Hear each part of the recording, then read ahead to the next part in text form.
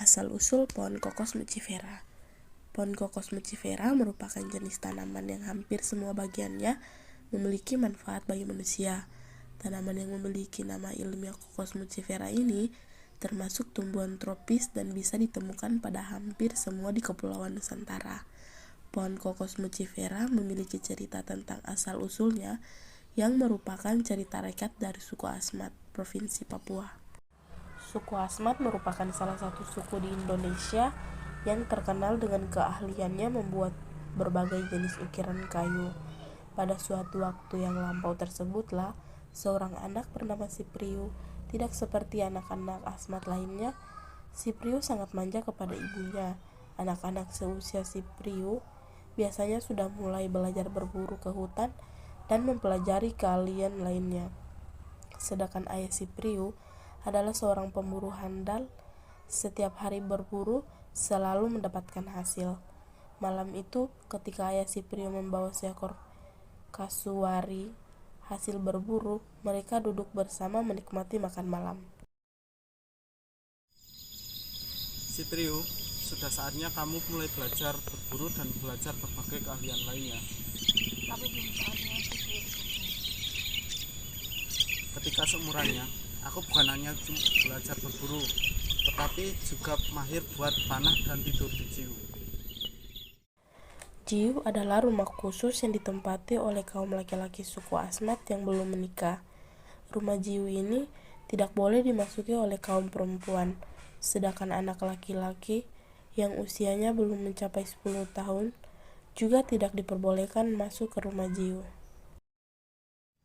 Karena engkau terlalu memanjakannya, Sipriu menjadi anak yang penakut. Hanya untuk tidur di rumah jiu pun dia tidak berani.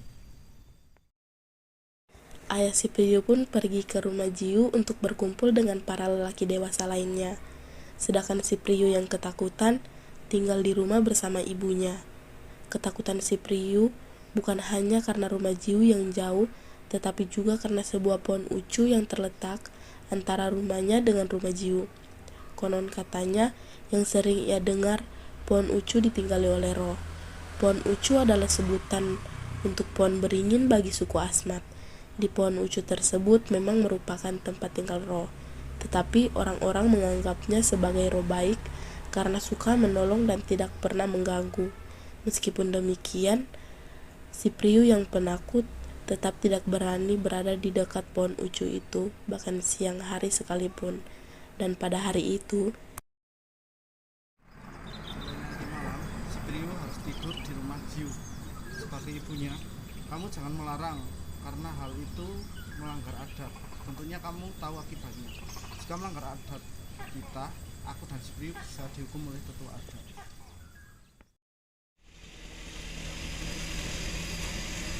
Ya, aku takut sekali. Tidak usah takut dulu. Penghuni pondok itu sangat baik. di dalam rumah Jiu seperti biasanya, para tetua adat akan memberikan petua-petua maupun cerita mengenai perang atau dongeng-dongeng yang membesarkan semangat para pemuda. Sayangnya, si Priuk yang ketakutan tidak sempat mendengarkannya. Dia segera menutupi tubuhnya dengan tapin. Tapin adalah jenis tikar terbuat dari anyaman daun pandan. Malam itu, si Priu berjalan sendiri dari rumahnya menuju rumah Jiu.